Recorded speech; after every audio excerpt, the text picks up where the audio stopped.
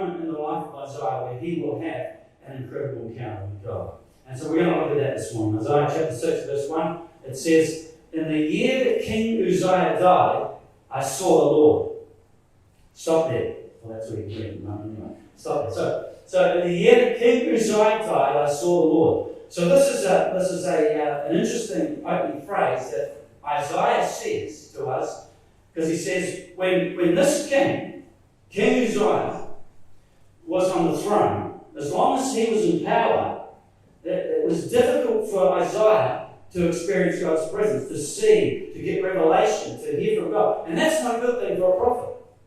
Now he's in tune and hearing from God. But as long as King Uzziah is on the throne, it's difficult for Isaiah to experience God's presence. But here's the thing. The moment King Uzziah is dethroned, the moment he is not in that place of power and authority, the moment he is gone, all of a sudden Isaiah says, we're back on God. He has this encounter with God. So I think as we begin, we've got to stay with this and understand a little bit about King Uzziah. What was it about this king? That the moment he's dethroned, all of a sudden Isaiah is having this amazing experience with God, which we'll look at in a moment. So what was that about? Well, we know that Uzziah was 16 years when he became king of Judah, and he reigned for 52 years. He did what was right in the eyes of the Lord. He was a student of Zechariah the prophet. God gave him success. He started well, but he did not finish well. 2 Chronicles chapter 26, verse 16, that says, "But after Uzziah became powerful, his pride led to his downfall. He was unfaithful to the Lord his God." He lost his way. Pride and unfaithfulness to God led to his downfall. So this prideful, unfaithful king became the obstacle preventing Isaiah from seeing and experiencing the presence of God. In the year that King Uzziah died, I saw the Lord. So we think about that for a moment. Sometimes feel like things can get in the way of us experiencing His presence. Things that we give power to in our lives. Things that maybe we place on the throne. Things that need to be dethroned. Obstacles that we need to remove so that we might see and experience His presence. What must be dethroned that we might see Him? What could some of these things be?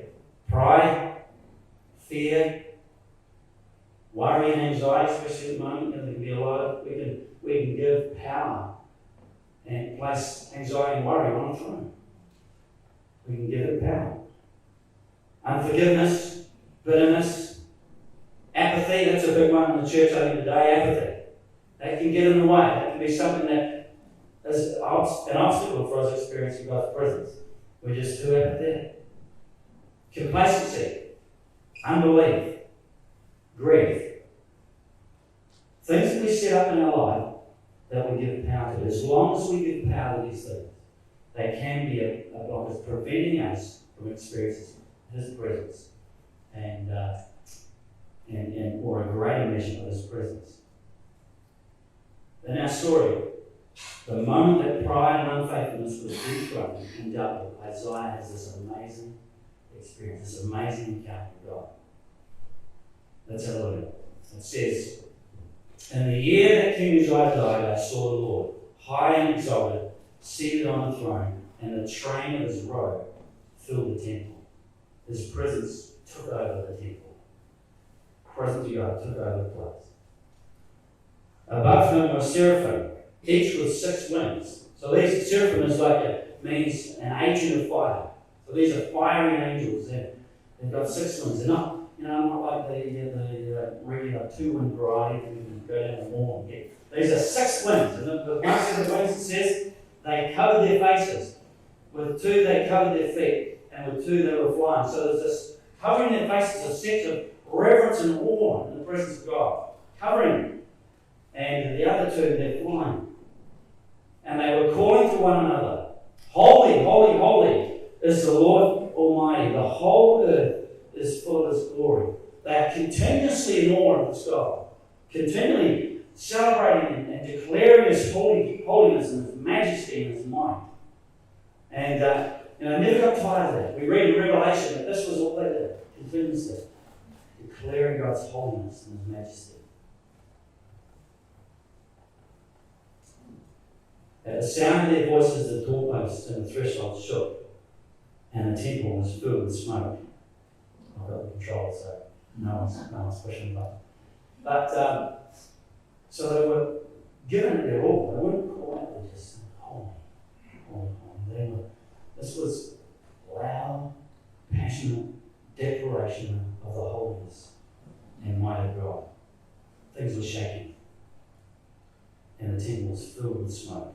And that there, the smoke is it's not dust being stirred up and things rattling and shaking. This smoke is the tangible presence of God filling the temple. It's like the glory cloud. We talked a couple of weeks ago about the glory cloud, the pillar of cloud that was present amongst the Israelites, and whenever the cloud moved, they would follow. And there's times, often in Scripture, that's how God revealed Himself, was through this cloud, this smoke, His presence would show up, and that's how you knew it was Him. I think even Noah talked about how he, one time he saw this cloud, this haziness, and as he was having this encounter last week, and he was sharing about it in his testimony. Experiencing His presence is amazing. It's an incredible thing. And I hunger for people to experience that. I long for people to know a tangible encounter with God's presence. It's a good thing. And when you experience His presence, you don't want it to end. I think of the moment when Peter, James, and John, they got up the mountain with Jesus, and Jesus is transfigured, and the glory cloud, the cloud of God's presence comes down upon the mountain, and Peter's response is, let's set up camp here, let's pitch some tents, let's hang out here, let's just stay there. And when you experience His presence, you don't want to leave that.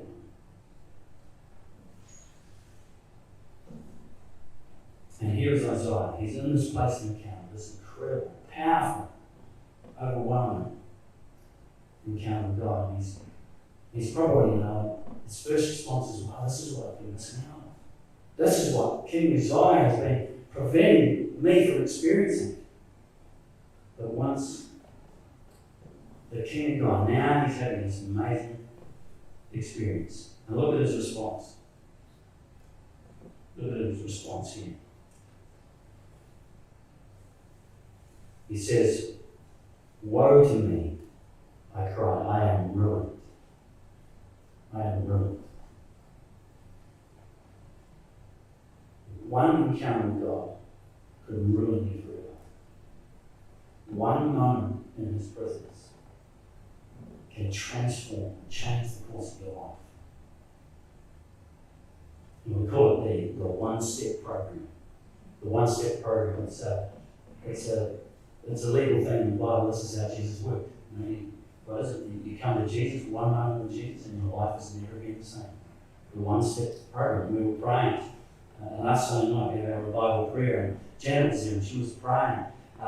She was praying for a revival of the one-step program. And I thought, that's good. That's a great prayer to pray. Let's see more. One moment in His presence, transform. Everything changes. Isaiah, one moment in the presence of God, he's ruined forever. And maybe someone needs to hear this morning is that His presence is always more than enough. His presence is always more than enough.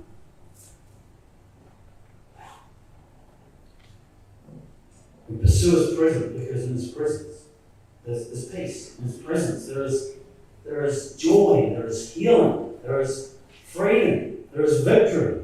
In His presence there is comfort. His presence is always more than enough. Pursue His presence. Things, powerful things happen in the presence of God. His presence is always more than enough. And there is something deep and powerful going on here for Isaiah in the presence of God. This has been one of the many encounters for Isaiah, but this incredible experience of God's presence will change him forever. Woe to me, I cried, I am ruined, for I am a man of and I live among a people of unclean lips, and my eyes have seen the King, the Lord Almighty. Then one of the seraphim flew to me with a live coal in his hand, which he had taken with tongs from the altar. With it he touched my mouth and said, "See, this has touched your lips. Your guilt is taken away, and your sin atoned for." The point is this: in the midst of encounter, God would want to bring transformation. Where we started, that's what's happening for Isaiah, and this is holiness. In the midst of an encounter with God, God would want to bring transformation. The bottom line is this: if we don't want transformation, well, don't pursue His presence. Because in His presence, it's possible that He might put His finger on something that we need to deal with.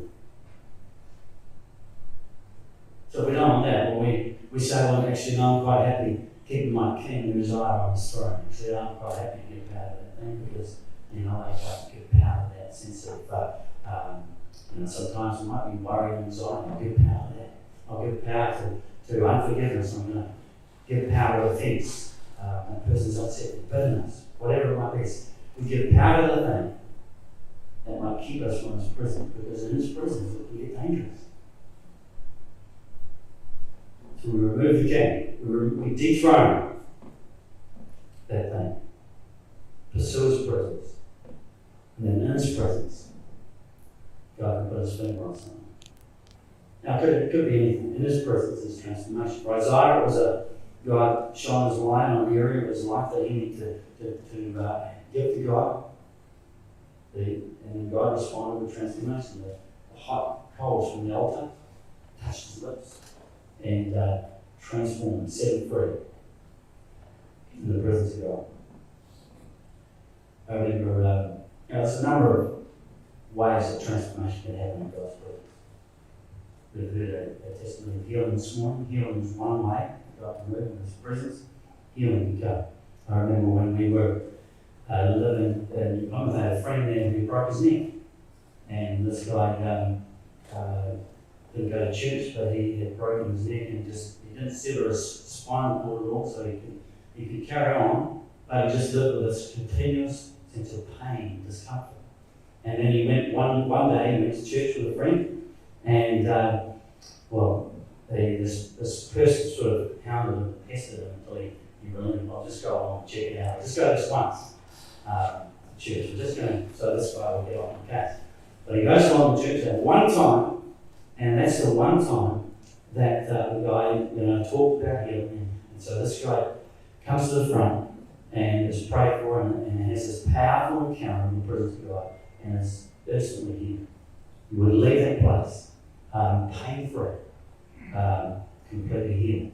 One moment in His presence brings transformation. I know for myself, when I was a bit younger, maybe my mid to late 20s, I had this time in the presence of God where it was great. It's always amazing. I love His presence. I love just experiencing His presence. But in this particular time, it was God. As I'm enjoying His presence, all of a sudden it's like God says, I hear this whisper, "You don't read my word very much, do you?" Maybe not, but along those lines. And it was like the sense of, it wasn't guilt, because there is no condemnation. See, the difference between condemnation and conviction is condemnation will push us down, conviction will lift us up. And God is always about lifting us up, elevating us, saying, "Come on, you're better than this. I'm calling you higher." So the conviction was, God is just saying, my word is there. It's full of amazing things. Why don't you just read a little more? And I went from there and picked up the Bible, and I found I just had this hunger for God's word. It came alive, and it was just filled with amazing things, and I couldn't put it down. Now, it's not something that I would have wanted to do on my own strength. It was God ignited something within me, challenged me and ignited something in His presence. In His presence. The life as a follower of Jesus is not about trying to strive to achieve things in our own strength. It's always a partnership. And He's always wanting to take us further, take us deeper, take us higher. Glory to glory. So what we're going to do this morning is we're going to just be sitting while we're at home. You might be at home, but whatever you're doing, right? We're just going to take a moment to pause and invite the very presence of God to wash over us. Sit in His presence. Now, this could be dangerous because God might want to shine His light on something that He wants to deal with. The ruins. But allow the presence of God just to flood this place, to wash over you, to allow yourself to become more aware of His presence. As the guys saying, we're going to sing a song, it's called Waiting for You, we're just going to listen and soak in His presence. And if God speaks to you, I just encourage you to respond, make a note of it. When I say respond, it's just leave this place and continue the conversation with God about what He believes this morning. So let's listen to God.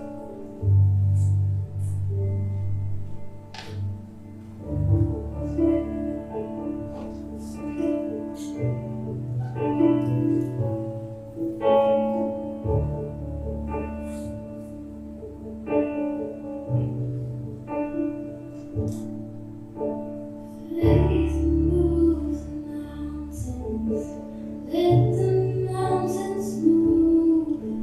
We come with expectation.